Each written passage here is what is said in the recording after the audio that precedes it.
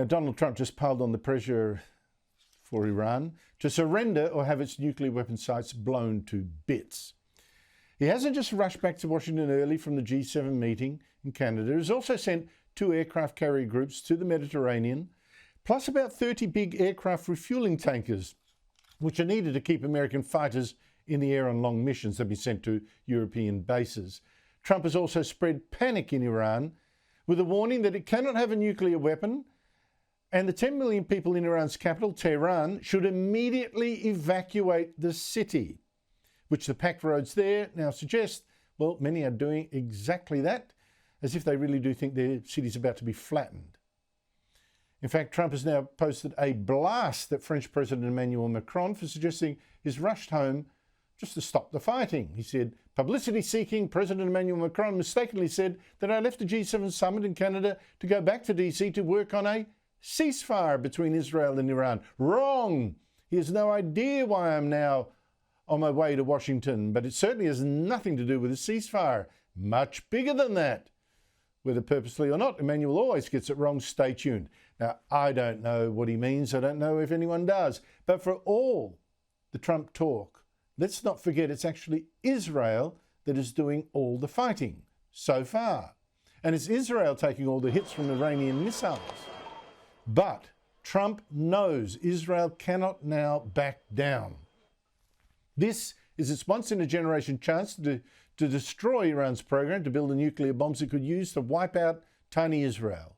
And right now, Israel's Air Force controls the skies over Iran, and it might not get this chance again to use this freedom to bomb military and nuclear targets all over Iran, and to bomb propaganda sites as well, like Iranian state television.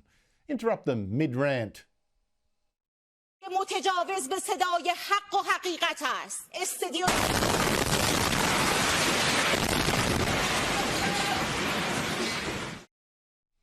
But Israel does still need Trump. It needs American warships to help down Iranian missiles. Most of all, it needs Trump's biggest bunker buster bomb, the only one in the world likely to destroy the nuclear weapon sites that Iran has buried deep underground.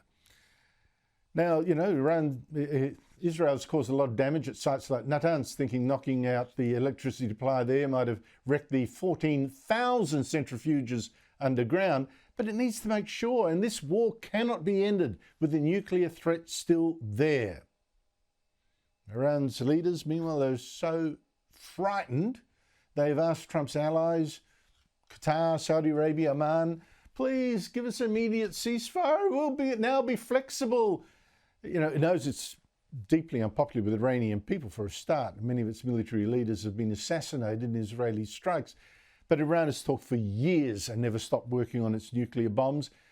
It's really going to have to destroy the sites itself to convince the US, and even then, would that even convince Israel?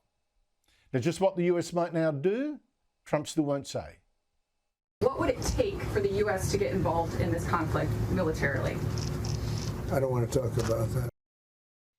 Well, either way, whatever, you know, the mullahs, the ayatollahs of Iran have a choice to either lose the hard way or the easy way.